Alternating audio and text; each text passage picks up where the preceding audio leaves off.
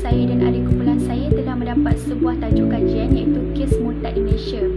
Nama ahli dalam kumpulan saya ialah Nurul Syafiqah binti Hair, DHU 202025486 dan seterusnya ialah Nur Adina Syafar binti Muhammad Sarif, DHU 2022554 dan seterusnya iaitu saya sendiri Hurul Ain Husna binti Muhammad Soekarno, DHU 202255558 dan seterusnya ialah Nur Fadiana binti Muhammad Afzal iaitu DHU 2022550 dan seterusnya ialah Nur Dalila binti Muhammad Asir, DHU 202255542 dan seterusnya saya Hurul Ain Husna binti Muhammad Soekarno akan menerangkan pengenalan kes murtad di Malaysia.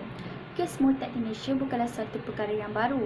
Malah, di Malaysia terdapat kes Nadrah atau kes Maria Hubertina yang merupakan kes pertama direkodkan dalam sejarah murtad di Malaysia, diikuti dengan kes Minister for Home Affairs Malaysia dan Anwar Jamaluddin bin Othman.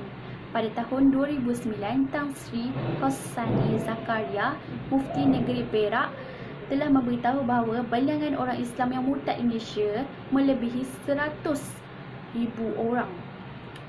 Kes murtad berlaku secara sukarela seperti kes Hartina Haji Kamarudin, Aisyah Haji Buhari, Siti Maryam Muhammad Ismail, Siti Salamiah binti Abdul Halim dan ramai lagi.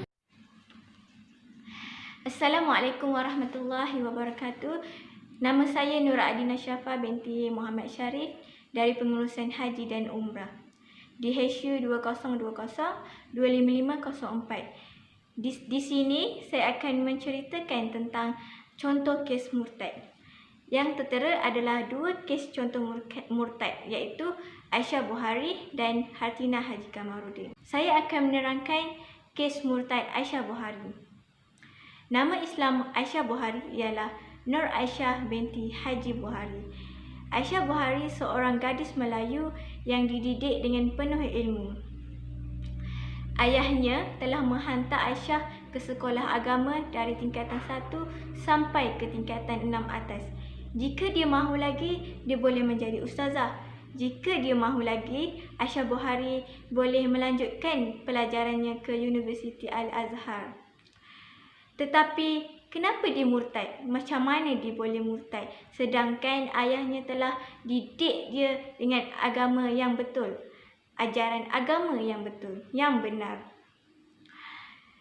Aisyah Buhari duduk di dalam suasana ayahnya seorang imam dan atuknya juga seorang imam. Setelah sekian lama, dia berhijrah ke Kuala Lumpur untuk melanjutkan pelajarannya. Setelah beberapa lama dia melanjutkan pelajarannya di Kuala Lumpur, dia telah murtad, dia telah keluar daripada Islam, daripada agama Islam. Dia telah memeluk agama Katolik Kristian. Setelah itu, dia telah menghubungi ayahnya. Ayah, saya telah memeluk agama Kristian. Ayahnya sangat sedih. Mana ada ayah yang tak sedih? Sedangkan ayahnya telah mendidik Aisyah dengan agama Islam yang betul, dengan penuh ilmu agama. Kerana sampai Aisyah ni dahulunya, sewaktu dia masih beragama Islam, dia telah menghafaz Al-Quran, telah banyak menghafaz Al-Quran, surah Yasin, surah As-Sajadah dan lain-lain lagi. Setelah dia memeluk agama Kristian, dia telah menukar nama Kristiannya iaitu Aisyah Felicia Buhari dari 30 Disember yang lalu.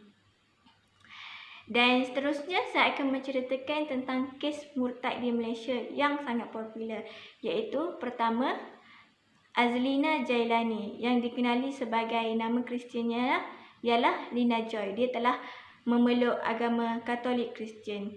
Seterusnya ialah Hartina Haji Kamarudin. Dia telah memeluk agama Hindu dan nama Hindunya ialah Nivasni Rajeswari. Seterusnya Siti Fatimah Abdul Karim.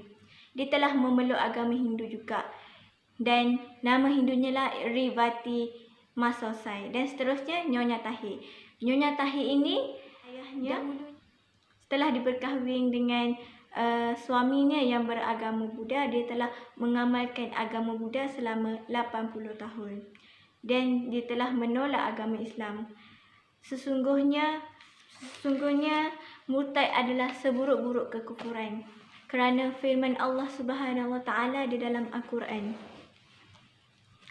Dan sesiapa di antara kamu yang murtad berpaling tadah dari agamanya, iaitu agama Islam, lalu dia mati sedang ia tetap kafir, maka orang yang sedemikian amal usahanya, amal kebaikannya rosak binasa di dunia dan di akhirat. Dan mereka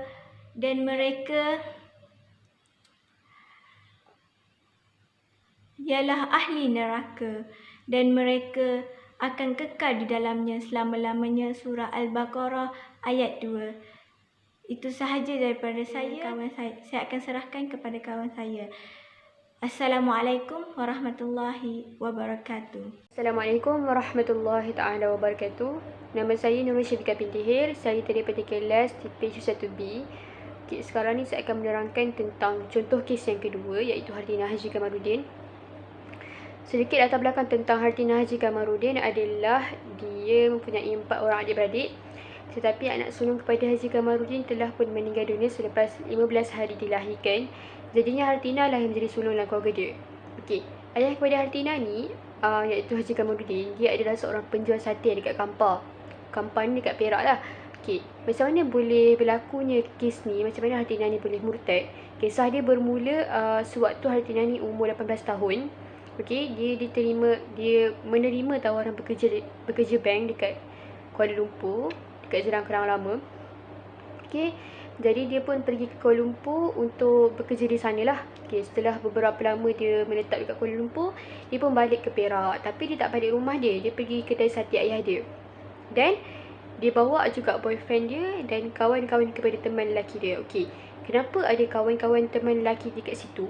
Sebab diorang ni macam merasakan diorang kena ada kat situ. Kalau macam diorang takut kalau tiba-tiba ada perkara buruk berlaku ke, jadi diorang kena ada kat situ. Macam tu lah. Okey, lepas tu diorang pun pergi ke kedai sate ayah dia.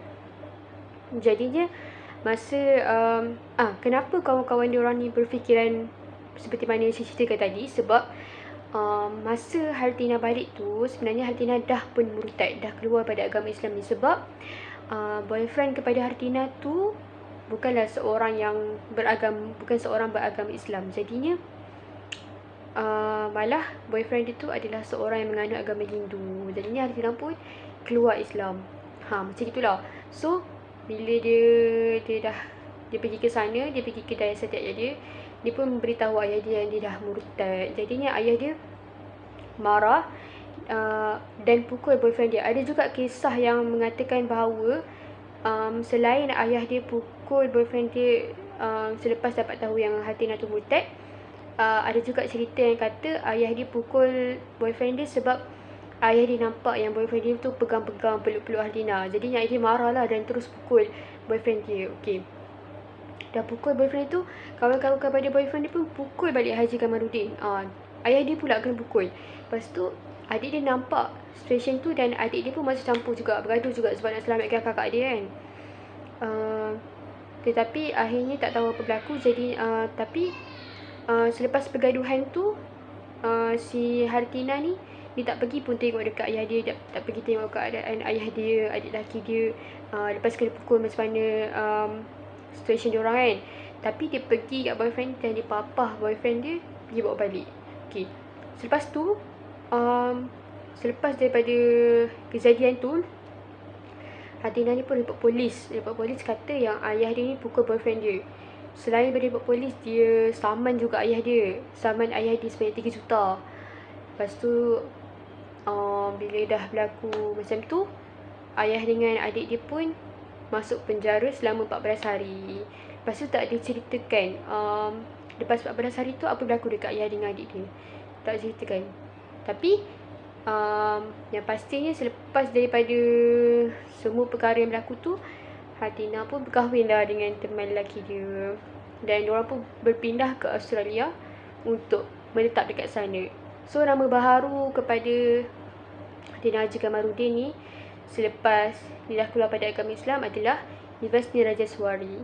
Macam itulah sedikit sebanyak kisah tentang Hatina ni. Sebenarnya ada cerita yang panjang dan ada cerita yang pendek. Jadi saya cuma ringkaskan sahaja. Okey. Itu sahaja dari saya. Sekarang ni saya akan menyerahkan kepada sahabat saya untuk menerangkan tentang punca kes. Bismillahirrahmanirrahim. Assalamualaikum warahmatullahi wabarakatuh. Nama saya Nur Fadlana binti Muhammad Azdan dari kelas DPSU 1A, nombor matrik DSU 20025500. Saya akan meneruskan pembentangan ini dengan punca kes. Okey. Punca kes bagi Hatina Haji Kamarudin ini adalah berpunca daripada terpengaruh untuk berkahwin dengan seorang lelaki India yang beragama Hindu. Seperti dinyatakan oleh pasangan beliau dalam peraturan perkahwinan, apabila seorang itu beragama Islam, maka dia tak boleh berkahwin dengan orang India. Seterusnya, punca kes murtad ni adalah daripada akidah yang tidak kukuh. Oleh yang demikian, setiap orang Islam ni haruslah memantapkan akidah mereka dengan mendalami ilmu Islam, menampingi orang-orang yang berilmu dan tidak terpengaruh dengan budaya barat yang mungkin merosakkan akidah mereka. Okey, akhir sekali punca kes murtad bagi Aisyah Bukhari ini adalah dia telah mengenali seorang lelaki Cina yang beragama Kristian Katolik. Oleh yang demikian, dia telah mendapat nasihat daripada seorang peguam yang nama Leonard. Dan peguam tersebut telah percaya bahawa Aisyah ini telah dikurung oleh keluarganya. Dan peguam tersebut percayalah bahawa keluarga mereka telah melanggar hak kebebasan seorang itu untuk menganut agama yang dipilih olehnya. Sekian daripada saya. Assalamualaikum warahmatullahi wabarakatuh. Nama saya Nur Dalila binti Muhammad Nasir. Saya daripada kelas DPHU 1B. Saya akan menyambung pembentangan kawan saya sebentar tadi. Saya akan menjelaskan tentang kesimpulan bagi kes murtad di Malaysia. Antara cadangan yang dapat dilakukan bagi menangani kes murtad ini ialah: yang pertama, kita perlu mengisi diri dengan ilmu yang berkaitan dengan ukrawi, iaitu ilmu yang berkaitan dengan ajaran Islam dan bukan sahaja untuk ilmu di dunia sahaja. Yang kedua, kita perlulah bergaul dengan persekitaran yang baik. Contohnya, kita perlu bergaul dengan kawan-kawan yang baik yang selalu bagi nasihat yang baik untuk kita. Dan seterusnya, kita perlulah menghadiri majlis-majlis ilmu bagi mengukuhkan iman kita. Yang ketiga ialah memperbanyakkan mensyukuri nikmat Allah. Contohnya, kita selalu mengucap Alhamdulillah supaya dalam masa yang sama kita dapat menambahkan pahala. Yang keempat ialah pihak media perlu menyebarkan kes bahayanya gejala murtad ini di kalangan media cetak maupun elektronik, supaya dapat membuka minda masyarakat mengenai betapa bahaya dan hinanya sikap murtad terhadap seseorang. Dengan ini, masyarakat tidak akan melakukan perbuatan yang membawa mereka ke arah murtad. Seterusnya, terdapat firman Allah yang terdapat dalam surah Al-Baqarah ayat ke-217 yang bermaksud, barang siapa di antara kamu yang berpaling tanah daripada agamanya, iaitu agama Islam, lalu dia mati dalam keadaan kafir, maka orang yang demikian rosak binasalah amal usahanya yang baik di dunia dan di akhirat, dan mereka itulah ahli neraka, mereka akan kekal di dalamnya selamanya. Sekian sahaja daripada pembentangan kami. Terima kasih.